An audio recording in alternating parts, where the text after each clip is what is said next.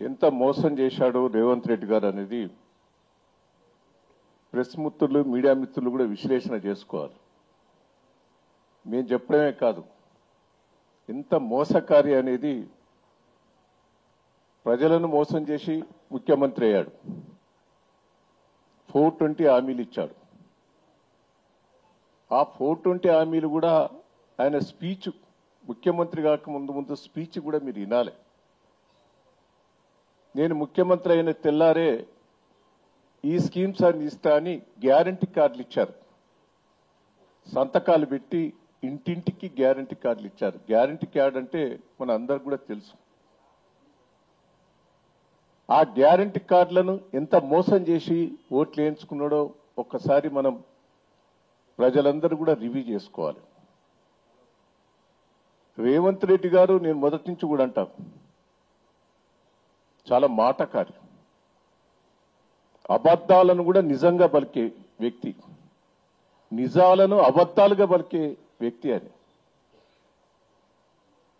చాలా బ్రోకర్ మాటలు మాట్లాడతాడు. ఊళ్ళల్లో ఉంటారు పంచాయతీ చెప్పేటోళ్ళు,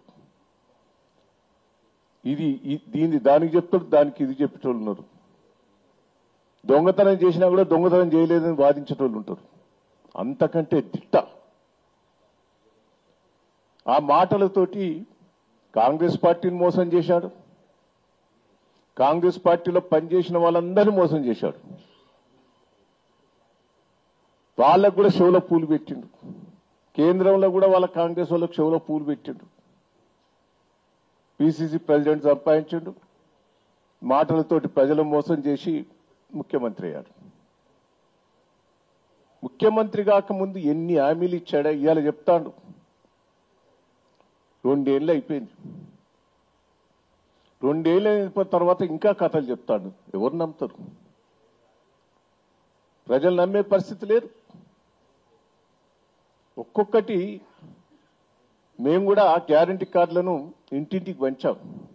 ప్రజలు పెద్ద కాంగ్రెస్ పార్టీ మీద వ్యతిరేకత, పూర్తిగా వ్యతిరేకత వచ్చింది. ఇంకా తిడతారు కార్డు తీసుకొని.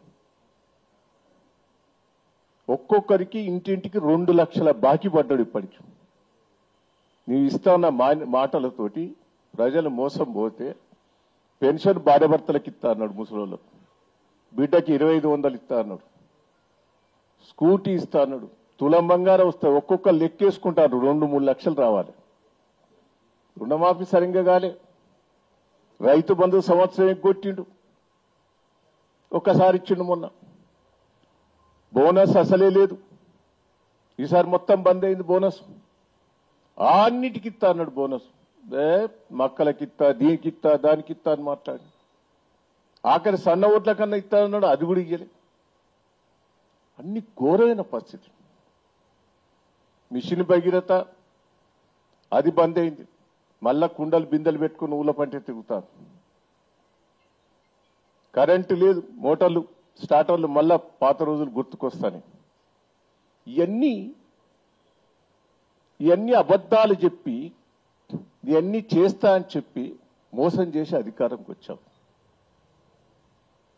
ఇలా మంత్రులు నిన్ను నమ్మతలేరు, ఎమ్మెల్యేలు నిన్ను నమ్మతలేరు.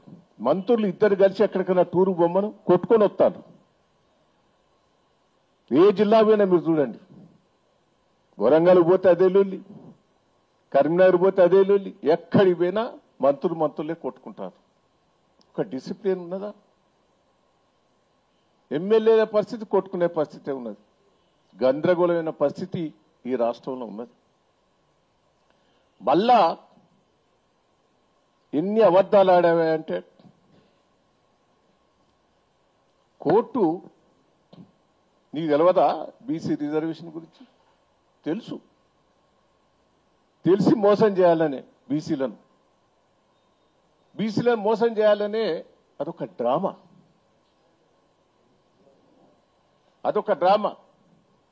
నీకు ఎన్నికలు పెడితే నువ్వు రావని తెలుసు. నీకు స్థానిక ఎన్నికలల్లో ప్రజలు తరివి కొట్టే పరిస్థితి ఉన్నదనే యూరియా బస్తాలతోటి మొత్తం ఊళ్ళల్లో కాంగ్రెస్ పార్టీని తరివి కొట్టే పరిస్థితి వచ్చింది.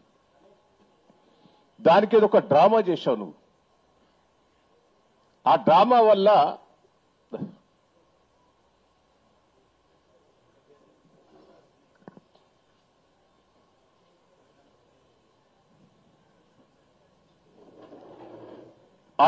వల్ల ఎంత నష్టపోయాం. నువ్వు స్థానిక ఎన్నికలు పెడితే పెట్టకపోవడం వల్ల ఎంత నష్టపోయాం. తెలంగాణకు కేంద్రం నుంచి ప్రతి నెల 300 కోట్లు వస్తాయి. మన రాష్ట్ర ప్రభుత్వం నుంచి 300 కోట్లు వస్తాయి. ప్రతి గ్రామం లోపల మెయింటెనెన్స్ అంతా కూడా ఈ 2 డబ్బులతోటి మెయింటెనెన్స్ అవుతాయి. ఇవాళ లోకల్ బాడీలు ఎన్నికలు లేవు కాబట్టి మొత్తం పైసలు బంద్ అయినాయి. గ్రామాలల్లా కుప్పలు కుప్పలు కూడా చెత్త చెదారం మిగిలిపోయి తీసే పరిస్థితి లేదు. ఎంప్లాయీస్ కి జీతం ఇచ్చే పరిస్థితి లేదు కార్మికులకు. ఇవన్నీ మోసం చేయలేదా? మళ్ళా స్థానిక ఎన్నికలు పెడితే ప్రజలు తరిమి కొడతారనే ఉద్దేశంతో ఒక బీసీ రిజర్వేషన్ అని ముందర పెట్టి ప్రజలను మోసం చేసేందుకు ప్రయత్నం చేసినావు. మన ఊళ్ళలో ఆ తుపాకీ రాముని కథలు ఎట్లుంటాయో ఇలా రేవంత్ రెడ్డి గారి కథలు ఎట్లే ఉన్నాయి. నేను ఒక్కటే చెప్తున్నా, మీరందరూ కూడా నేను బీసీ రిజర్వేషన్ చేస్తే 55 ఏళ్ళు మీకు కేంద్రంలో రాష్ట్రంలో అధికారం ఉన్నారు. మీరు చేయంగా కూడా నొద్దనడా? కేంద్రం ఆమోదం తెలపలే. ఇప్పుడు కేంద్రం ఆమోదం తెలపకుండా జీవో ఇచ్చావు. తెలుసు ఆ జీవో నీకు నిలబడదని. ఒక్కసారి ఆయన మాట్లాడిన మాటలు మీకు వినిపిస్తాను.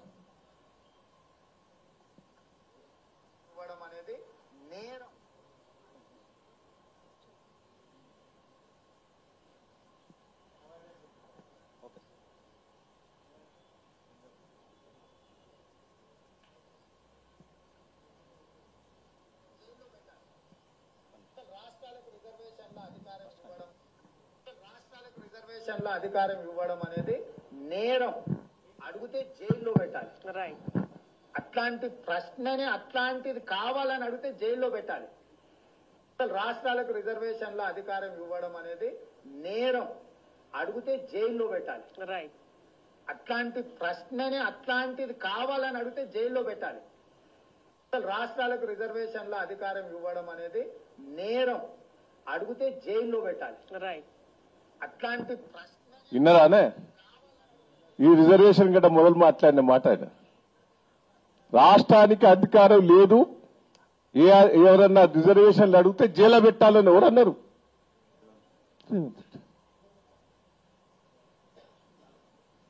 అంటే ఎంత ప్రజలను మోసం చేశాడు ఒక్కసారి మీరు ఆలోచించండి. ఇవాళ ఇంకో విషయం కూడా మీరు వినాలి. ఎక్కడన్నా మంత్రులు ఎమ్మెల్యేలను రేవంత్ రెడ్డి రివ్యూ చేసి మనకు ఎన్నికలు వస్తానే మీరు తయారుండు అని అన్నాడా? మేమన్నా వస్తాయో అని మేము ఆడాడే తిరిగినాం. ఒక్క కాంగ్రెస్ పార్టీ వాళ్ళు తిరగలే, ఒక్క మీటింగ్ కూడా పెట్టలే. జిల్లా మీటింగ్లు పెట్టే అంటే వాళ్ళకు కూడా ఇంటిచ్చిండు రావని. అంటే ఒక బీసీలను మోసం చేసేందుకే ఈ డ్రామా.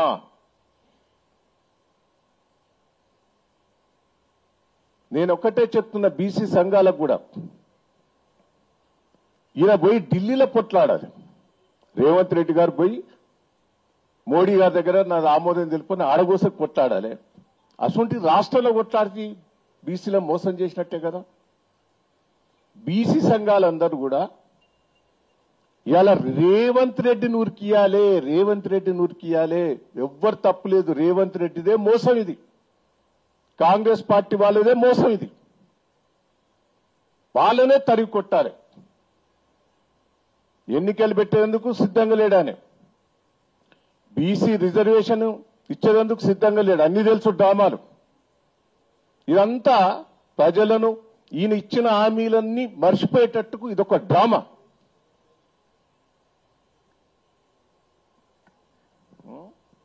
కేటీఆర్ గారు కూడా మొదలే చెప్పాడు ఇది. మనం ఢిల్లీ ఆమోదం లేనిది అది కూడా వినిపి నీ మొదటి అసెంబ్లీలో చెప్పాడు ఆయన క్లియర్ గా దాని జవాబు చెప్పలే.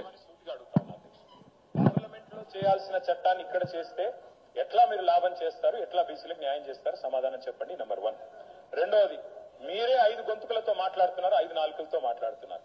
ఒకసారి రాజ్యాంగబద్ధంగా చేస్తామంటారు, ఇంకోసారి పార్టీ పరంగా ఇస్తామంటారు, ఒకసారి ఆర్డినెన్స్ అంటారు, ఒకసారి బిల్ అని చెప్పి మార్చిలో బిల్లు పాస్ చేసిండ్రు, ఇప్పుడు జీవో ద్వారా అంటారు. నేను ఇంకొక చిన్న ప్రశ్న అధ్యక్ష, ఎల్ఏ మినిస్టర్ గారు చెప్పాలా?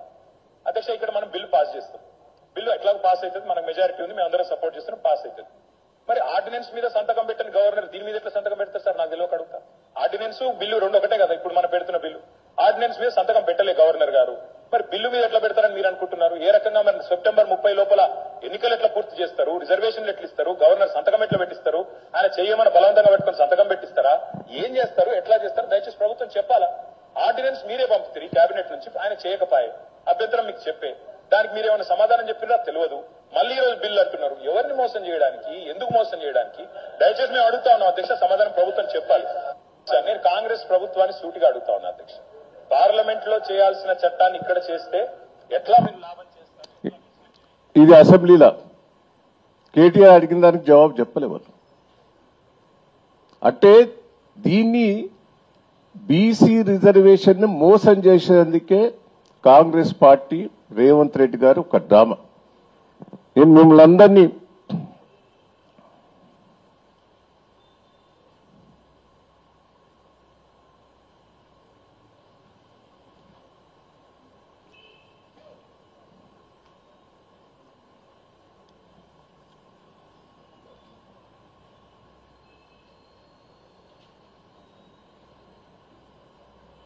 ఆర్టీసీది అదొక డ్రామా అని మీకు అర్థమైందా లేదా? ఇప్పుడు ఛార్జెస్ పెంచాడు, మళ్ళీ ఎవరి మీద పడతాయి? ఇప్పుడు దాన్ని ప్రైవేటీకరణ చేద్దామని కుట్ర చేస్తాడా అర్థమైతలేదు. రెండవది, భార్యల పేరు మీద మాఫీ చేసి లేడీస్ పేరు మీద చేసి మొగోళ్ళ దగ్గర వసూలు చెప్తాడు. ఆ కుటుంబానికి ఇబ్బందేనా? మళ్ళా డబల్ వసూలు చేస్తాడు, ఇచ్చిన దానికంటే డబల్ వసూలు చేస్తాడు. మహిళలకు ఫ్రీ బస్ అని, అది మోసమే మోసం. ఇలా 1300 కోట్లు ఆర్టీసీ కట్టాలి రాష్ట్ర ప్రభుత్వం, ఒక్క రూపాయి కూడా కట్టలే ఇంతవరకు. ఫ్రీ బస్ కింద లో బడ్జెట్ ఉంటే దాన్ని కట్టను కూడా కట్టలేదు. అదొక మోసం.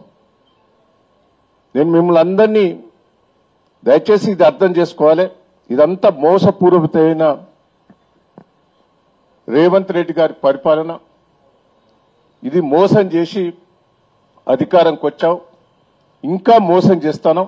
ఇప్పటికైనా బుద్ధి తెచ్చుకొని బీసీల దగ్గర తప్పు అని క్షమాపణ కోరి ఎన్నికలకు రావాలి. 420 హామీలు నిలబెట్టుకోకపోతే కూడా మేము కూడా ఉద్యమిస్తాం, వదిలిపెట్టేది లేదు. ప్రజలు కూడా అర్థం చేసుకోవాలి. ఇప్పటికే ఎన్నోసార్లు మోసం చేశాడు రేవంత్ రెడ్డి గారు, మోసపూరిత హామీలు ఇచ్చాడు, మళ్ళా అబద్దాలతోటి ప్రభుత్వాన్ని నడిపిస్తాడు, కేంద్రంతో అబద్దాలు ఆడతాడు. ఇటు కేంద్రం సహకరిస్తలేదని అదో మాట చెప్తాడు. కేంద్రం దగ్గర ఉండొచ్చు, కానీ నువ్వు ఇచ్చిన హామీలు నువ్వు నిలబెట్టుకున్నందుకు తయారు ఉండాలి. తయారు లేకపోతే వదిలిపెట్టేది లేదని కూడా ఈ సందర్భంగా తెలియజేస్తున్నా. ఇంకేమైనా అడుగుతాడా? ఇంకొకటి, మీరు ఒక్కటే బీసీలకి నేను ఇది చేస్తా అది చేస్తా అంటాడు. ఒక నిమిషం మీరు వినండి. రిజర్వేషన్ పక్కా పెట్టండి. కేసీఆర్ గారు ఇచ్చినాయి బీసీలకు, రజకులకు, నాయ బ్రాహ్మణులకు ఉచిత కరెంట్ ఇచ్చి వాళ్ళకు లక్ష రూపాయలు ఇచ్చిండు. వీడు బంద్ చేసిండు కదా. 2, ముదిరాజులకు షాపలు, బెస్తవాళ్ళకు షాపలు ఇప్పటి వరకు కూడా ఇంకా రాలే. యాదవులకు గొర్రెలు అయ్యి బంద్ అయినాయి. అంటే బీసీలకు గతంలో కేసీఆర్ గారు చేసిన స్కీమ్స్ అన్ని బంద్ పెట్టారు. వీడు ఇంకా బీసీలకు చెప్తానని మాట్లాడుతాడు. కరెంటు బిల్లులు కూడా కడతలేరు. బీసీలకు ఏదైతే చెప్పినాయో గతంలో కేసీఆర్ గారికి ఇచ్చిన అన్ని కూడా మొత్తం పక్కకు పెట్టావే. ఇంకా బీసీల గురించి మాట్లాడే హక్కు నీకు ఎక్కడిది? దళిత బంధు వారి 10 లక్షలు ఇచ్చింది 12 లక్షలు ఇస్తా అన్నాడు. అది బంద్ పెట్టావు. నువ్వు బీసీలను ఎస్సీలను మోసం చేశావా లేదా?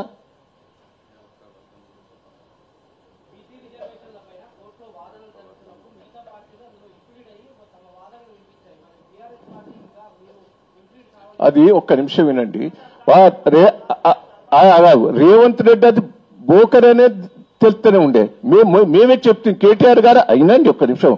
కేటీఆర్ గారు అసెంబ్లీలో ఓపెన్ గా చెప్పే అది ఉండదు, నిలబడదనే చెప్పే.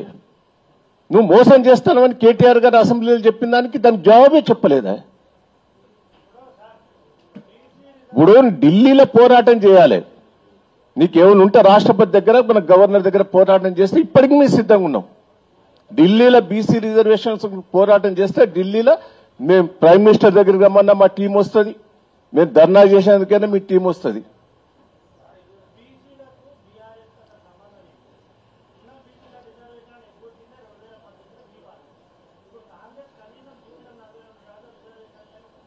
మేం కాదండి, మేము కూడా ఒక్క నిమిషం విని, మేము స్థానిక ఎన్నికల్లో బీసీ రిజర్వేషన్ ఇస్తామని మేము బోలే.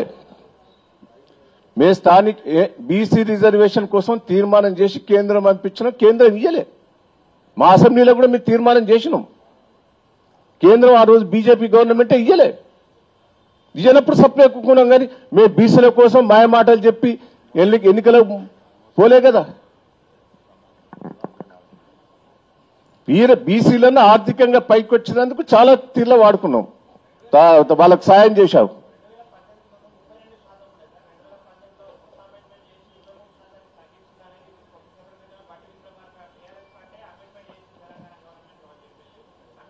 తప్పది.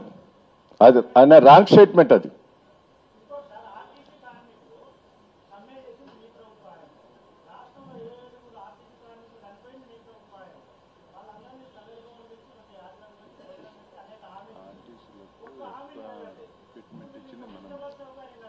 ఆర్టీసీ కార్మికులకు లాభం చేసింది కేసీఆర్ గారి ప్రభుత్వమే.